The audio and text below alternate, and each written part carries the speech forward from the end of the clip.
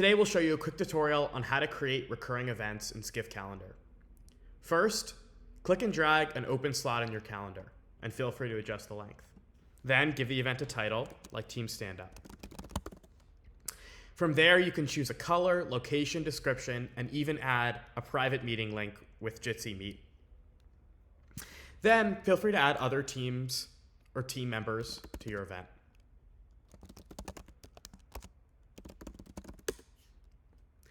Then, to make the event repeat, you can choose between daily, weekly, monthly, and yearly options. If you think a daily option is too much, feel free to choose a custom option, like repeating every certain days, or repeating certain days of the week, like Monday, Wednesday, Friday. From there, just click Update or Save and send an invite, and your recurring event will be created. Note that meeting links and other details like color are shared among all of your recurring events. Thank you so much, and please reach out to us with any questions.